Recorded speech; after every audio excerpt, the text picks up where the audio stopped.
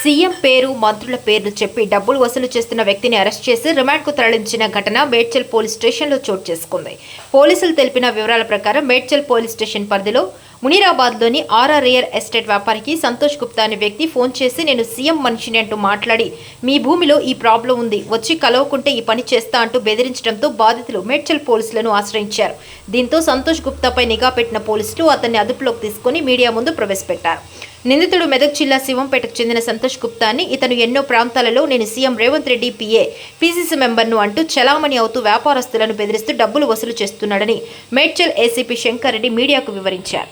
నిన్న సాయంత్రం సుమారు 6 గంటల సమయంలో మేడ్చల్ పిఎస్లో వచ్చి ఆర్ఆర్ రియాలిటీకి సంబంధించినటువంటి అజిత్ కుమార్ గారు ఒక కంప్లైంట్ ఇవ్వడం జరిగింది. ఏమనంటే దాంట్లో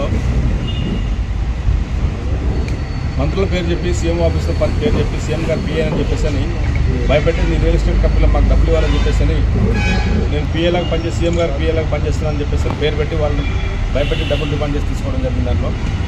దానిపై నిన్న కేసు రిజిస్టర్ అయింది. కేసు అయిన తర్వాత రాత్రి సుమారు 10 గంటల సమయంలో నిరసన కోసం వెరిఫై చేస్తాను కనుక వాళ్ళ కిడ్నాపింగ్ దాన్ని పట్టుకొని రాత్రి అరెస్ట్ చేయడం జరిగింది. ఈరోజు కోర్టులో ప్రొటెక్ట్ చేస్తున్నాము. తన పేరు ఉప్పాల సంతోష్ కుమార్, నేటివ్ ఆఫ్ శివంపేట. ప్రస్తుతం ఆయన మన దగ్గరనే పేట్పైసా బిఎస్ పట్టుబడి నివసిస్తున్నాడు. గత 13 సంవత్సరాల చక్కనే ఉంటున్నాడు ఆయన.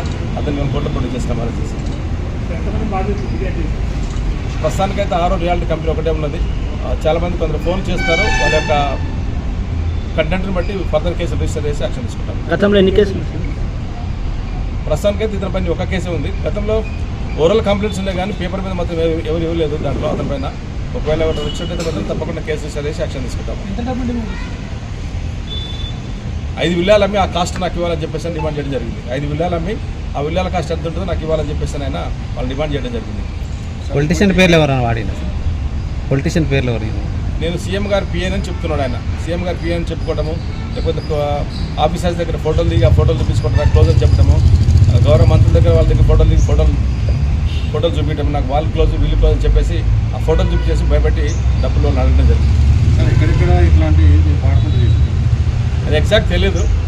ఒక బాధ్యత వచ్చిన తర్వాత వాళ్ళు ఎవరైనా ఇచ్చినట్టయితే ఖచ్చితంగా వాటిపైన వాళ్ళకు ఉన్నటువంటి బాధ ఏముందో దానిపైన ఎంత ఫీజిబిలిటీ ఉంటే అంతవరకు వాళ్ళు యాక్షన్ కంప్లైంట్ తీసుకొని కేసు రిజిస్టర్ చేస్తాము. అందుపైన ఫర్దర్ యాక్షన్ తీసుకుంటాము. ఇతను ఒక్కడే ఉన్నాడు. సంతోష్ కుమార్ ఒకడే. ప్రస్తుతానికైతే ఏమి లేవు. అదే మాకైతే స్పెసిఫిక్గా ఈ కేసులో మాత్రం 5 విల్లాలు అమ్మి ఆ విల్లాలకు సంబంధించిన డబ్బు ఇవ్వాలని మాత్రం డిమాండ్ చేసినాడు. అంటే విల్లాల విలువ ఎంత అనుకుంటున్నారు సార్? దాంట్లో మినిమం 5 కోట్ల నుంచి అంతకన్నా ఎక్కువ ఉన్నాయి దాంట్లో.